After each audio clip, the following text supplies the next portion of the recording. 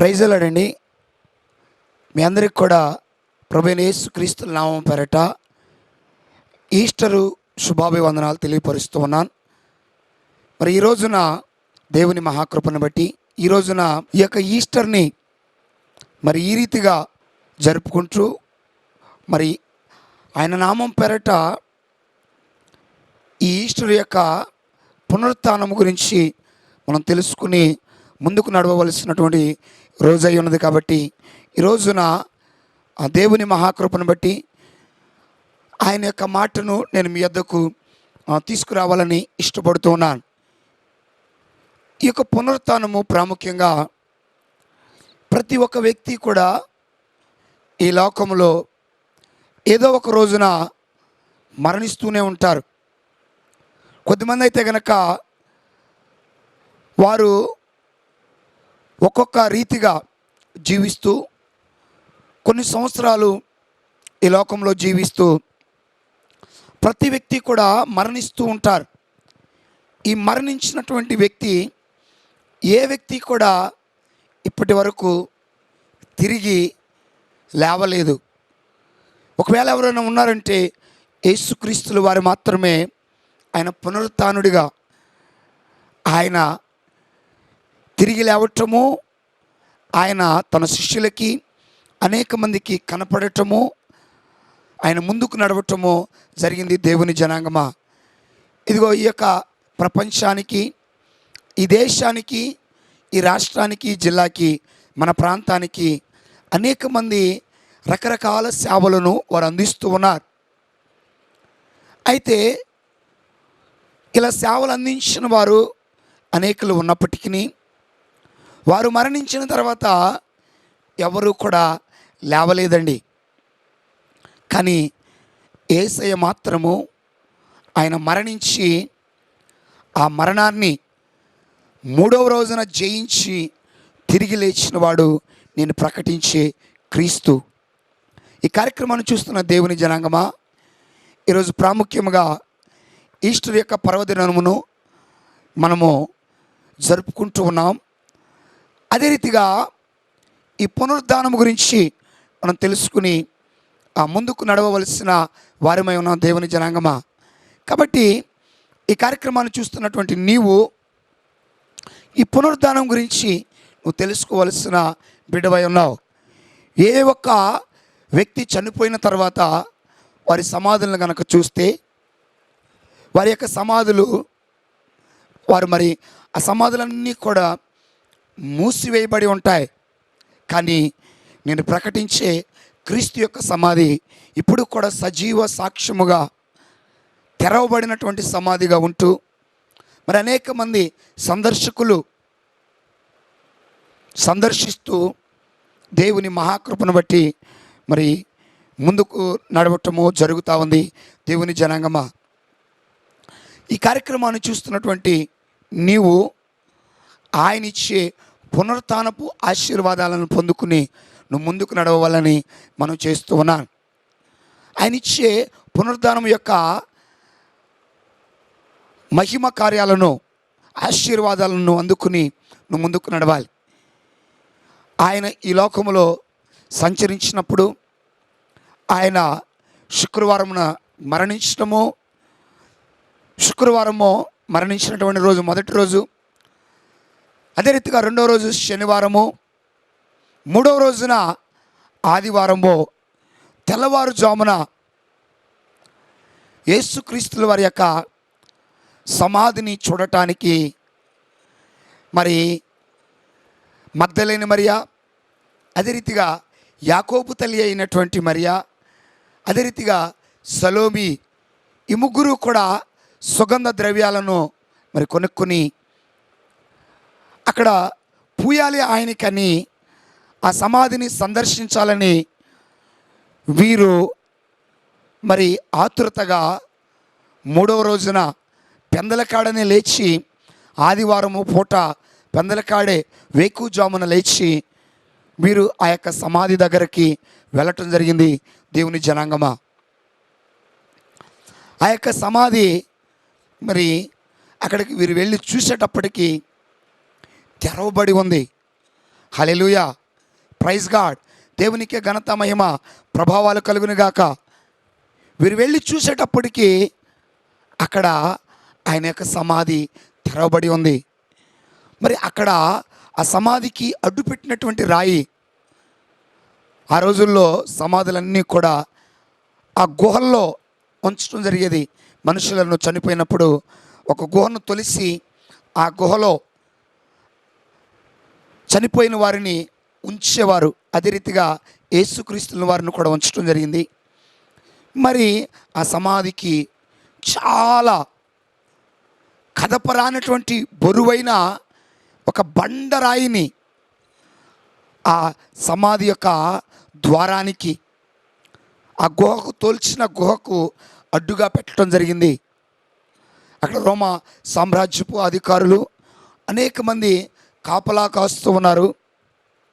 అక్కడ ఆ సమాధికి అడ్డు పెట్టడం జరిగింది. అలాంటి సమయంలో దేవుని దూత రావటము, ఆ సమాధికి అడ్డుగా ఉంచిన రాయిని పక్కకు దొర్లించటము జరగటము, యేసుక్రీస్తుల వారు ఆయన తిరిగి లేవటము, ఆయన ముందుకు నడవటం జరిగింది. దేవుని జనాంగమా, ఆయన ముందుగానే చెప్పారు, ఆయన పునరుత్థానుడిగా తిరిగి లేస్తానని, మరణపు ముళ్ళును విరుస్తానని. అందుకనే మరణమా నీ ముళ్ళెక్కడా, మరణమా నీ విజయం ఎక్కడా అని ఆయన మాట్లాడగలిగారు. మరణపు ముళ్ళును విరిసిన దేవుడు, మరణాన్ని జయించిన దేవుడు, నేను ప్రకటించే క్రీస్తు పునరుద్ధానుడైనటువంటి యేసు అని నువ్వు గుర్తుపెట్టుకుని నువ్వు ముందుకు నడవాలి. అలా ఉండగా మరి వీరు వెళ్ళారు. ఆ యొక్క సమాధిని చూసినప్పుడు అక్కడ ఎవరు కూడా ఏమైందా అని ఆతురత పడుతూ ఉన్నారు వీరు. అక్కడ ఒక వ్యక్తి నిలువుటంగి ధరించుకున్నటువంటి వ్యక్తి ఆ సమాధిలోనికి వెళుతుండగా కనపడి, మీరు వెతుకుతున్నటువంటి నజరేయుడు, మీరు వెతుకుతున్నటువంటి క్రీస్తు, మీరు ఎవరిని వెతుకుతున్నారో ఆయన ఇక్కడ లేడు, ఆయన లేచి ఉన్నాడు అని చెప్పటం జరిగింది. దేవుని జనాంగమా, వీరికి అంతక్రితమే చెప్పారు యేసుక్రీస్తుల వారు. కానీ వీరు దేవుడు చెప్పిన విషయాలను ప్రక్కన పెట్టేవారుగా ఉన్నారే కానీ ఆయన చెప్పినది ప్రతిదీ కూడా చేసేదేముడు అని గుర్తుంచుకోలేని బిడ్డలుగా ఉండటం జరిగింది. దైవ జనాంగమా, ఆ రీతిగా వారు తెలుసుకుని ఏమైందా అని భయపడుతూ ఉన్నారు వీరు. అలా భయపడుతున్నప్పుడు ఆయన మొట్టమొదట ఎవరికి కనపడ్డారంటే, మీరు మార్కు సువార్త 16వ అధ్యాయం 9వ వచనాన్ని కనుక చూస్తే, మార్కు సువార్త 16వ అధ్యాయం 9వ వచనాన్ని కనుక చూస్తే, ఆదివారము తెల్లవారుచున్నప్పుడు యేసుక్రీస్తుల వారు లేచి సమాధిని జయించి లేచి, ఆయన తిరిగి లేచి సమాధిని జయించి తాను 7 దయ్యములను వెళ్ళగొట్టినటువంటి, 7 దయ్యాలు పట్టబడినటువంటి ఆ వ్యక్తిగా ఉన్నటువంటి ఆ మగ్దలేని మరియకు యేసుక్రీస్తుల వారు మొట్టమొదట కనబడటం జరిగింది. దేవుని జనాంగమా, ఆయన మగ్దలేని మరియకు కనపడటము, ఆ రీతిగా ముందుకు నడవటం జరిగింది. దేవుని జనాంగమా, ఇదిగో ఈ కార్యక్రమాన్ని చూస్తున్న నీవు కూడా ఆ పునరుద్ధాన శక్తిని, బలమును నువ్వు పొందుకుని ముందుకు నడవాలి. ఎందుకని నేను ఈ మాట చెప్తున్నానంటే, ఆయన సర్వాధికారి, మరణాన్ని జయించే దేవుడు, కట్లని విప్పే దేవుడు, బంధకాల నుంచి విడిపించే దేవుడు, వ్యాధి బాధల్ని ఆయన ఒక్క మాటతో వెళ్ళగొట్టే దేవుడు, స్వస్థపరిచే దేవుడు అని నువ్వు విశ్వసించు. అదే ఆయన పునరుత్థానానికి నువ్వు ఇచ్చేటువంటి మొట్టమొదటి ప్రాధాన్యత. అంత మాత్రమే కాదు దైవ జనాంగమా, ఇదిగో ఆయన పునరుత్థానుడు. ఆయన ఎందుకు పునరుద్ధానం చెందాడంటే, ఆయన మొట్టమొదట మాట మాట్లాడింది భయపడవద్దు. ఏమవుతుందండి అప్పుడు? ఎప్పుడైతే ఆయన తిరిగి లేచి కనబడ్డారో అప్పుడు అందరూ కూడా భయపడతారు.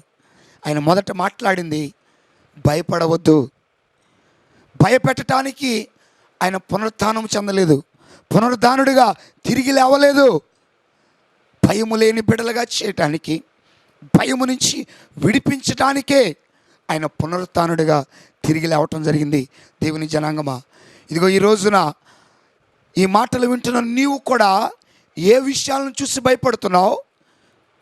నీవు ఏ రీతిగా ముందుకు సాగుతున్నావు? అపవాదిని చూసి భయపెడుతున్నావా, లేదా ఇతరులను చూసి నిన్ను భయపెడుతూ ఉండగా భయపెడుతున్నావా? కానీ యేసయ్య అంటున్నాడు, ఇదిగో అపవాదిని చూసి భయపడొద్దు, నీ ఇరుగు పొరుగు వారిని చూసి నువ్వు భయపడొద్దు, నీకున్న సమస్యను చూసి భయపడవద్దు. అదే రీతిగా పునరుత్థానుడిగా తిరిగి లేచిన ఆయనను చూసి నువ్వు భయపడవద్దు. ఆ భయము నుంచి నిన్ను విడిపించడానికే పునరుత్థానుడిగా తిరిగి లేవటం జరిగిందని దేవుని జనాంగమా ఆయన మాట్లాడుతూ ఉన్నాడు. కాబట్టి ఈ కార్యక్రమాన్ని చూస్తున్న నీవు ఏ పరిస్థితుల్లో ఉన్నావో ఒకసారి ఆలోచన చేయి. ఈ ఈస్టర్ యొక్క శుభదినమున, ఈ ఈస్టర్ యొక్క పర్వదినమున నువ్వే భయముతో ఉన్నావు? మరణం అనే భయముతో ఉన్నావా? భయపడవద్దు. వ్యాధి అనే భయముతో ఉన్నావా? అప్పులనే భయముతో ఉన్నావా? శోధన అనే భయముతో ఉన్నావా? అపవాదిని క్షయించలేక ఆ భయముతో ఉన్నావా? ఏ భయముతో నువ్వు ఉన్నావు? ఏ భయముతో నీవున్నా నువ్వు భయపడవద్దు అని ఆయన మాట్లాడుతున్నాడు. నీతోనే మాట్లాడేది, ఇంకెవరితోనే మాట్లాడతలా. ఆయన బహుస్పష్టంగా తెలియపరచ జరిగింది. మార్కు సువార్త 16వ అధ్యాయాన్ని కనుక నువ్వు చదివినప్పుడు, మార్కు సువార్త 16వ అధ్యాయాన్ని కనుక నువ్వు చదివినప్పుడు ఈ మాటలన్నీ కూడా అక్కడ పొందుపరిచి ఉన్నాయి. దేవుని జనాంగమా, ఆ మగ్దలేని మరియ దయ్యములతో బాధపడుతున్నప్పుడు, శోధించబడుతున్నప్పుడు, వేధించబడుతున్నప్పుడు నేను ప్రకటించే పునరుత్థానుడు, నేను ప్రకటించే మరణమును జయించిన దేవుడు విడిపించడం జరిగింది. దేవుని జనాంగమా, ఎంత గొప్పదని తండ్రి, ఎంత గొప్ప మహద్భాగ్యమండి. మరలా ఆ బిడ్డకే మరలా ఆయన పునరుద్ధానుడిగా లేచిన తర్వాత కూడా కనపడటం జరిగింది. ఇదిగో నీవు కూడా భయపడుతున్నావా? నాకు అపవాదులతో శోధించబడుతున్నాను, నేను వేధించబడుతున్నాను, నన్ను విడిపించేటప్పుడు ఎప్పుడు నాకు విడుదల, ఎప్పుడు నాకు నా జీవితానికి కావలసినవి దొరుకుతాయని ఆలోచిస్తున్నావా? అయితే నీకు ఈ మాటలు శుభసూచకంగా ఉంటాయి దైవ జనాంగమా. అందుకని ఈ మాటలు నేను మీతో పంచుకుంటూ ఉన్నాను. ఆ మగ్దలేని మరియ కూడా ఆ 7 దెయ్యములతో ఎంతగా వేధించబడిందో ఒక్కసారి ఆలోచన చేయ దైవ జనాంగమా. అలా బాధపడుతున్నప్పుడు ఆ బిడ్డని యేసయ్య విడిపించాడు. ఆయన ఈ భూలోకానికి మనుష్య కుమారుడిగా వచ్చినప్పుడు, అదే రీతిగా ప్రాణము పెట్టిన తర్వాత కూడా ఆ మగ్దలేని మరియకే మొదటగా ఆయన కనపడ్డాను అని లేఖనాలు సెలవిస్తున్నాయి. ఎంత మహద్భాగ్యమండి. దయ్యాల చేత బాధపడిన బిడ్డని విడిపించడము, ఆ బిడ్డకే మళ్ళీ పునరుత్థానమయ్యేటప్పుడు కనపడటము, భయపడవద్దు అని మాట్లాడటము, తన ప్రజలతో భయపడవద్దని మొట్టమొదటి మాట మాట్లాడటము ఎంత మహద్భాగ్యమండి. నువ్వు ఏ భయమును నువ్వు కలిగి ఉన్నావు? నువ్వు ఏ భయమును నువ్వు కలిగి ఉండవలసిన అవసరము లేదు. నువ్వు యేసయ్య పునరుత్థానమును గురించి ఆలోచించు. ఆయన పునరుత్థానుడని నువ్వు నమ్ము, విశ్వసించు. ఆయన మరణాన్ని జయించి తిరిగి లేచిన దేవుడు నా కొరకే ఆత్మస్వరూపుడిగా తిరిగి లేచాడు అని నువ్వు నమ్ము దైవ జనాంగమా. నువ్వెప్పుడైతే నువ్వు నమ్మావో, నువ్వెప్పుడైతే విశ్వసించావో, నీలో ఉన్న ప్రతి వ్యాధి, ప్రతి బలహీనత, ప్రతి అనారోగ్యము, ప్రతి విధమైన అపవాది శక్తులు ఆయన విడిపించడానికి నిన్ను సమాయత్తపరుస్తున్నాడు అనే మాటను నువ్వు నమ్ము. ఆయన విడిపించడానికి సమాయత పరుస్తున్నాడు అని నువ్వు నమ్ము.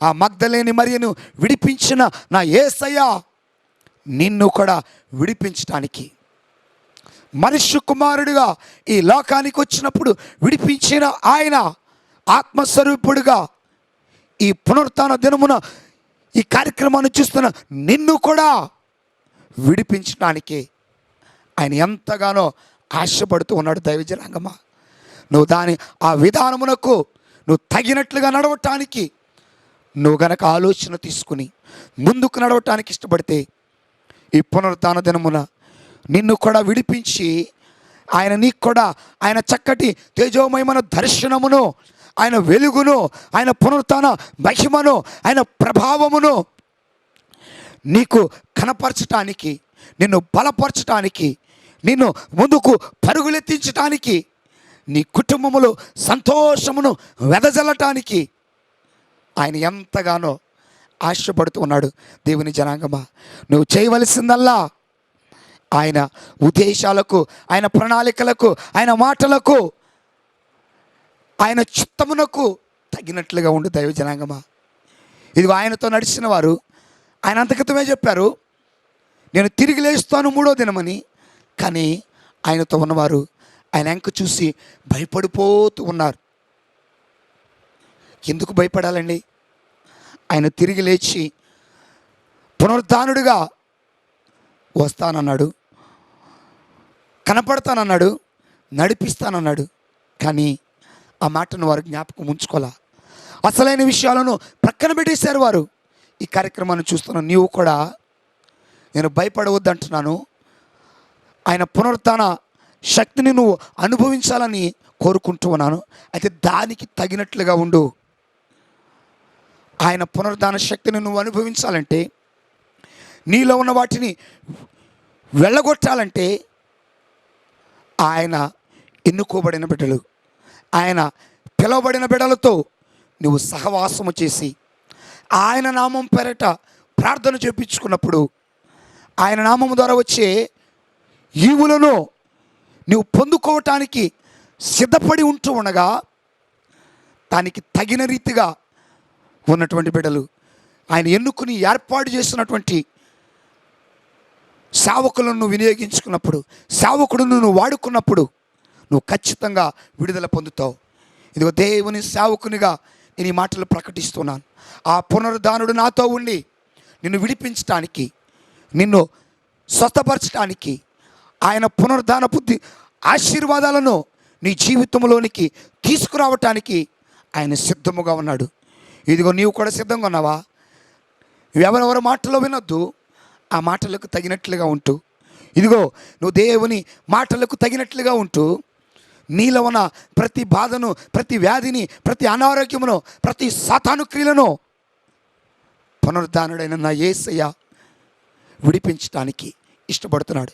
ఇదిగో నువ్వు ఆ రీతిగా ప్రార్థన చేయించుకుని నువ్వు ముందుకు నడిచినప్పుడు ఈ ఈస్టర్ పర్వదినమున నీవును ఆయన పునరుద్ధాన శక్తిని అనుభవించి భయమును పారద్రోలి, వేదనను పారద్రోలి, సమస్యల నుంచి విడుదల పొంది ఎంతో సంతోషముగా, ఉల్లాసముగా ఈ రోజు నుంచి నీవును నీ కుటుంబము ఆనందంగా నడవటానికి ఆయన నిన్ను సమాయత్తపరుస్తున్నాడు, సిద్ధపరుస్తున్నాడు. కాబట్టి నువ్వు దానికి తగినట్లుగా ఉండటానికి, ఆయన ఇచ్చే విడుదలను పొందుకుని పునరుద్ధాన శక్తిని అనుభవిస్తూ భయము లేని బిడ్డగా, బాధ లేని బిడ్డగా ఉంటూ సంతోషంగా, ఉల్లాసంగా ఉండాలని ఆయన కోరుకుంటూ ఉన్నాడు. కాబట్టి ఈ ఈస్టర్ పర్వదినాన్ని ఎంతో సంతోషంగా, ఉల్లాసంగా జరుపుకుంటూ ఆయన కృపలో వర్ధిల్లవలసిందిగా మనం చేస్తూ దేవుడు మిమ్మల్ని దీవించి ఆశీర్వదించి ముందుకు నడిపించునుగాక. Praise Lord. ప్రార్థన చేసుకుందాం.